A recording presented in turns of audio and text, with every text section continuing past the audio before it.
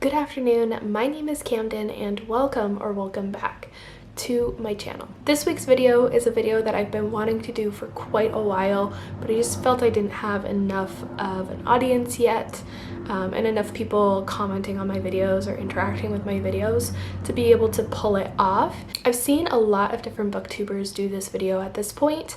I think the person who originated it, or at least the first person that I saw doing it, was Kat over at Paperback Dreams, and that is giving you guys specific book recommendations. Basically, the concept is that people will leave comments on the booktuber's Twitter or Instagram or community page on YouTube and basically ask for a really specific trope that they're looking for or something with a specific vibe to it, and the booktuber will go through those comments and try and give recommendations based off of that. Like I said, I didn't think I had enough of an audience to be able to pull this concept off, but then I had a genius idea. There is an app called Likewise, and if you guys have never seen or used Likewise, it's kind of like a book, movie, podcast, recommendations community page, and it does have like a community tab that you can go to and ask for specific book recommendations. So I figured what I'd do today is go through the community page on the book segment of Likewise and find some people's recommendation requests and let you know what I think would be best suited to whatever they're looking for. Now that I've explained it out loud, it doesn't sound quite as genius, but anyway, that is what we'll be doing today. Okay, the first request on here is from Jessica Nice, and she says, seeking a thrilling whodunit murder mystery, I've exhausted most of Agatha Christie and I'm ready to try new things. Now, this poster doesn't specify if they're looking for adult or YA, but I'm gonna recommend a YA book for this because it's what fits the criteria best. For this one, I'm going to recommend Truly Devious by Maureen Johnson. It follows a girl named Stevie who has gotten into a boarding school for gifted children. Her whole shtick is that she wants to be an FBI agent,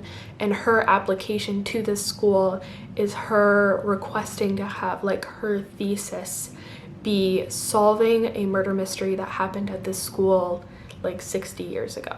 She's accepted by the school and she ends up going, but just as she's kind of getting into the groove of trying to find some evidence to be able to solve this old mystery, there is a new mystery to solve present day that is requiring her attention. This one is actually a 3-book series. I've only read the first book, but I really enjoyed it, and my sister has had good things to say about the next installments.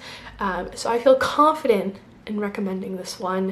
It is very much like a whodunit, and we have our little junior detective Stevie at the helm solving the case. Okay, the next one on here is from Ria, and she asked, does anyone know any boarding school trope books that take place in high school? Truly Devious fits for this one as well, but somebody has already recommended it. So for this one, what I would recommend is If We Were Villains by M.L. Rio. I mentioned this one in my audiobooks recommendations video a couple of weeks ago, but this one takes place at a boarding school for the arts, and we are following several characters who have elected to be in the theater concentration. We are following one of the students leading up to the death of another student, and we are also following him several years into the future as he has gotten out of prison and is finally confessing to what actually happened to the investigator on the case. This one is really excellent. It's got a very atmospheric boarding school setting. It has a lot of fun Shakespeare references and Shakespeare performances throughout the book. And at the heart of the story, there's a very compelling murder mystery to solve. Okay, next request is from Tyler, and he says, I'm looking for a book with a sad ending. I know that makes me sound weird, but sometimes you need a good cry after reading a bunch of happy endings, hashtag sad endings. I don't think that's weird at all. I'm the exact same way. I like to read some back-to-back happy books and then give myself a good break to cry over a really sad book. For this one, I have my answer immediately, and that is In 5 Years by Rebecca Serle. From reading the Goodreads synopsis on this one, I feel like you wouldn't really be able to guess how sad this book actually is, but it made me cry on New Year's Day a couple of years ago, and I love it so much. This book follows a main character who is very ambitious and career-oriented. She has the next 5 years of her life planned out down to the minute, and she's in a very long-term relationship with her current boyfriend or fiance, I can't remember, until one night she goes to bed and she wakes up 5 years into the future laying next to a completely different man. She only spends 1 hour in that future, but when she returns back to the present, she kind of dismisses everything that happened and lets it go as like a fluke or a bad dream or something like that, until her life now starts to kind of go on another trajectory, and she ends up actually meeting this man that she woke up next to on the street. Like I said, nothing about that synopsis really sounds like this book is going to make you sob your eyes out and go through a whole box of tissues, but I promise the ending is really sad. You will cry. You can hold me to that promise. Okay, the next request is from No. And they ask for Slytherin vibes, grey morality, mysteries, and dark characters. I have the perfect recommendation for this one, and that is Jane Doe by Victoria Helen Stone. At the beginning of this book, we meet our main character, Jane, and she is starting a new job in an office setting.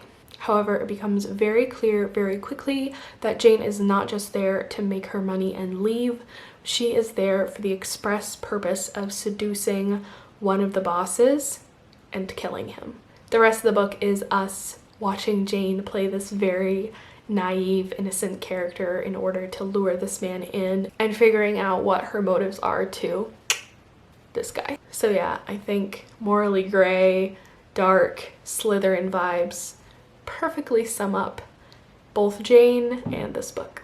Okay, the next request says, I'm looking for a book that is secretive, heartwarming, and suspenseful, preferably LGBTQ+. Hashtag drama. For this one, I'm going to recommend The Seven Husbands of Evelyn Hugo. Sadly, another one that's kind of a crossover from my audiobook recommendations video, so I hope this is not getting too repetitive for you. This one just fits the description so well that I couldn't possibly pick anything else. We are following Evelyn Hugo, who is a very famous Hollywood actress, and she is reaching out to a journalist to help her write a kind of tell-all style memoir. This is incredibly surprising to everyone, not least of whom is the journalist herself, because Evelyn has been incredibly secretive for the entirety of her career, especially when it comes to her personal life. This book is told in kind of an interview style, and it is incredibly heartwarming. It is suspenseful at times. There is drama, there is LGBTQ representation, and like I said, Evelyn is a very secretive person, so I think this one fits perfectly. Between all the clips that I'm like jump cutting together, I am typing these suggestions in on the app, so people will get these recommendations. I'm not just talking to you. I am in fact recommending them to these nice people on Likewise. Okay, the next one is from Julie, and she says, love domestic suspense, any recommendations? Domestic suspense is much more my forte, so I have a couple different recommendations for this one. The first one I'm gonna give is Verity by Colleen Hoover. This book follows Verity, who is the author of a very popular series, but when she gets into an accident and is unable to complete the final book of the series, her publishing company reaches out to our main character, Lowen, to ask her to kind of ghostwrite the final book. Lowen agrees to this opportunity, and she ends up flying out to the author's house to go through all of her notes and all of her plotting that the author has already completed. While she is there though, she ends up discovering the author's personal diary, and against her better judgment, she starts to read through it and discovers things are a lot more sinister than what they appear. Not only that, but through the author's writing and the author's perspective on her husband, Lowen starts to develop feelings for Verity's husband, Jeremy. This book is very dramatic and very polarizing. I know a lot of people hated it and a lot of people love it, and I definitely fell more into the loving it category. I stayed up until I think like 4 in the morning just to finish this book, and it's so spooky and ominous. I really enjoyed this one, and if you're looking for a good domestic thriller, I think this one is a great option. The second book that I want to recommend for this is The Swap by Robyn Harding. I'm not always a fan of the ending of Robyn Harding's books, but I am always a fan of the journey throughout. I feel like I'm always like deeply intrigued as to what's going to happen until the very end. The Swap is my favorite of her books so far. This book follows 2 women who are living on a very small island, and they are very good friends, but one night in a kind of shroom-induced state, they decide to swap husbands for the night. Obviously, a ton of drama ensues from there, and this one is kind of a very interesting look into all the interpersonal relationships between all of these characters. I really enjoyed it, and I think you may as well. The next request is from Danielle, and she asks, books by your favorite Latinx authors. For this one, I have to go with Mexican Gothic by Sylvia Moreno-Garcia. This was one of my favorite books of 2021. It is so good and atmospheric. We are following our main character, Noemi, as she receives a very frantic letter from her cousin who is newlywed, kind of implying that she is being harmed in some way. Noemi obviously jumps into action and goes to her cousin's aid. Things go very quickly off the rails from there as she meets her cousin's new husband and his family and starts to kind of investigate the history of the home and the town that they are living in. This book has a very sinister and ominous undertone to it throughout the whole story, and I really enjoyed that, as well as kind of the atmospheric Gothic background that this whole story is set against. I haven't read any of Sylvia Moreno-Garcia's other works, but I have bought them all. I definitely feel like she's going to be a new favorite author for me. Okay, let's just do a couple more. Next, I have a request from Fiona, and she says, I'm looking for some good LGBTQ plus books. I'd love to hear some of your suggestions. I almost didn't do this one because there are already 30 suggestions underneath this request, but nobody recommended Heartstopper by Alice Oseman, so I had to include this one. Heartstopper is a really, really adorable, sweet, beautiful graphic novel series by Alice Oseman, and it follows 2 boys in high school, Nick and Charlie, who are just discovering their identities and getting to know each other and really starting to develop feelings for each other. It is so sweet and heartwarming.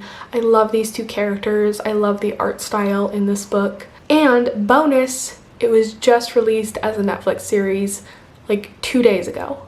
So not only can you binge read the series, but then you can binge watch the series too. This one is going to be the final recommendation that I give. This is from Becky, and she says, I need book suggestions to get me in the mood for summer. I'm open to any genre, horror, romance, YA, whatever. Just a book that gives you summer vibes. I'm gonna scroll through my Goodreads real quick on this one because I read a lot more like fall and winter vibe type books than I do summer vibes.